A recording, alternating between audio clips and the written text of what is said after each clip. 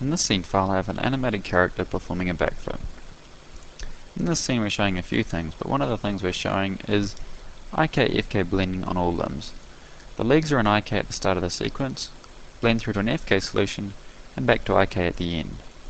If I want to see the IK-FK ratios, I need to select the ankle in the viewport. Here we can now see our IK parameters roll out, and as we scrub through the animation we can see the IK-FK ratio has been animated from 0 to 1, and back again. If I select the IK target with the palm, we can see the palm grabs the IK target halfway through the animation, as our IK-FK ratio animates from 1 down to 0, and then back up again as our character stands up. With the IK target selected, I can click the Select Palm button and get the palm selected.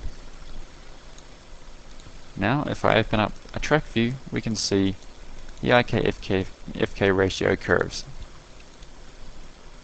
Here we can see the curves, we can start adjusting keyframes, and moving things around, and creating new keyframes, just like we would with any other keyframe controller in Max.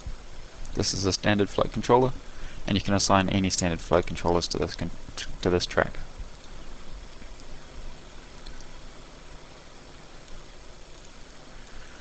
Once you're happy with an animation, it's very easy to transfer that animation to another character.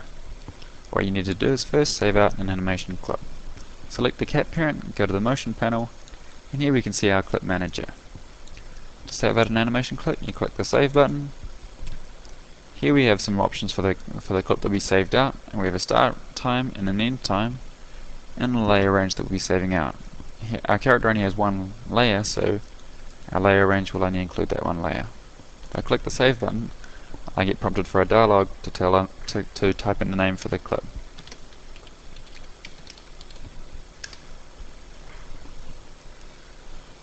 The backflip now appears in my clips database, so what I'm now going to do is create another character. I'm going to choose a rig called Goth Girl from my cat rig presets list and create a new viewport. Now if I go to the motion panel and double click on backflip, I'll get the clip load options dialog box.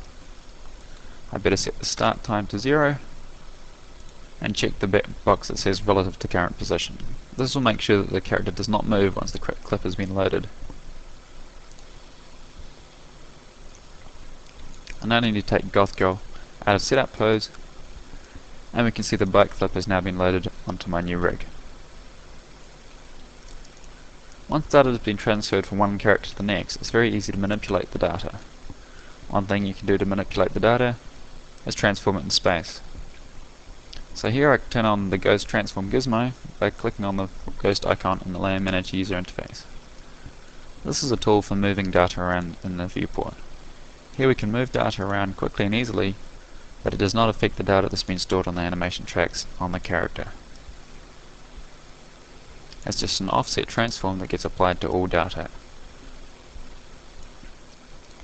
This makes it very easy to move around layers. Each layer has its own Ghost Transform gizmo, which means you can line up layers using different gizmos. The next thing I can do is retime the animation. I can show the ranges for layers by clicking on the range editor icon. Here we can see a special ranges editor that manages all the keyframes on an entire character at once. For this backflip layer on our Goth Girl character, I can retime and speed up the motion. Now my Goth Girl character performs the backflip much faster than the original blue character.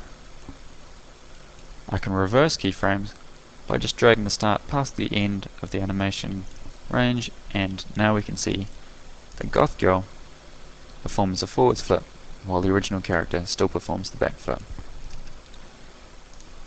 The cat layer system allows you to manage your keyframes much more efficiently than not using our powerful layer system. You can save a lot of time and energy by reusing data on different characters. And we've got a few tools for rescaling and mirroring of data as well as you load it back into a character.